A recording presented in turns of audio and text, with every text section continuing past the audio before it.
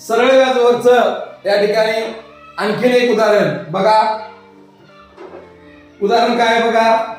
The सा the से 10 दराने 5,000 रुपयेचे 73 दिवसाचे व्याज किती होईल? पर्याय क्रमांक 1 150 रुपये, पर्याय क्रमांक 2 100 रुपये, पर्याय क्रमांक 3 50 रुपये आणि पर्याय क्रमांक 4 हे 500 रुपये. सरळ व्याज या ठिकाणी काढायचं आहे, पण 73 दिवसाचे काढायचं आहे. कालावधी 73 दिवसाचा आहे. लक्षात ठेवा, कालावधी किती? 73 दिवसाचा आहे. मग आपल्याला माहित आहे यात दिलेल्या गोष्टी कोणत्या आहेत? दर दिलाय, दर किती दिले? दर आहे 10 रुपये. दर आहे 10 रुपये. मुद्दल आहे, मुद्दल दिलेला आहे, मुद्दल आहे 5,000 रुपये आणि कालावधी आहे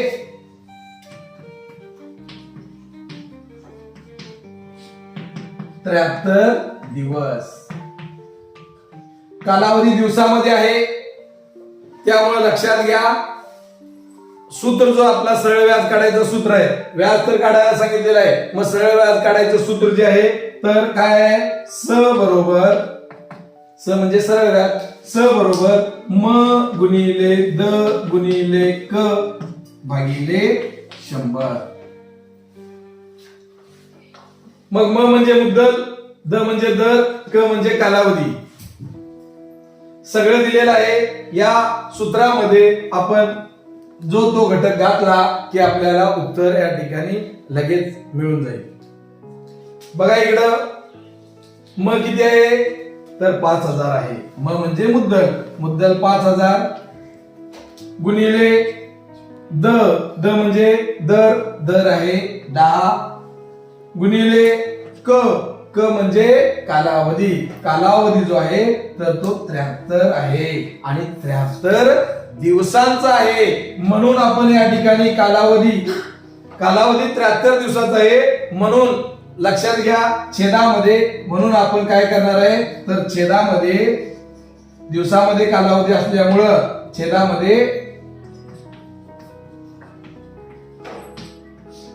365 दिवस घेणार आहोत. का घेणार? कारण एका वर्षामध्ये 365 दिवस असतात आणि इथं दिवसामध्ये कालावधी दिलेला असल्यामुळं आपण छेदामध्ये या सूत्राचा हा 100 जो आहे तर तो 100 पण घ्यायचाच. सूत्रामधला हा जो 100 आहे छेद 100 तो 100 घ्यायचा आणि गुणिले 365. आता हे फक्त या ठिकाणी सोडून घ्यायचं, म्हणजे याला संक्षिप्त रूप द्यायचं आहे किंवा हे सगळे जे क्रिया आहे तर ते सोडून घ्यायचं. सोप्यात सोपं. हे 2 शून्य गेले, हे 2 शून्य राहिले किती? 50 गुणिले 10 गुणिले 73 छेद 100 नाही 365 आहे. इथं बघा गुणिले 10, 50 गुणिले 10 केलं की 5 एके 5 500, 5 एके 5 500, 500 गुणिले 73 जर केलं बघा. आता इथं 500 गुणिले 73 जर केलं तर इथं बघा हे 2 शून्य, हे 2 शून्य इथं ठेवले. 3 5 15, 1 हातच्या आणि 5 ते 35 आणि 1 36, 3 हात 36,500 आणि छेद या ठिकाणी 365. म्हणजे हे 365 एके 365 म्हणजेच किती आलं? 100. म्हणजेच किती? 100. अशा पद्धतीने पण या ठिकाणी करता येते. मग 100 रुपये हा या ठिकाणी 73 दिवसाचं व्याज आहे.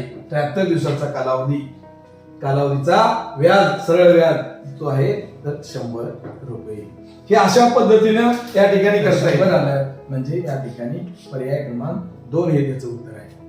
सांगितलेलं जर तुम्हाला आवडलं असेल तर या व्हिडिओला लाईक करा, शेअर करा, सबस्क्राईब करा आणि अशाच नवनवीन गोष्टी जर तुम्हाला पाहिजे असतील तर बेल आयकॉनवर क्लिक करायला अजिबात विसरू नका आणि आपल्या मित्रमैत्रिणींना शेअर करायला अजिबात विसरू नका.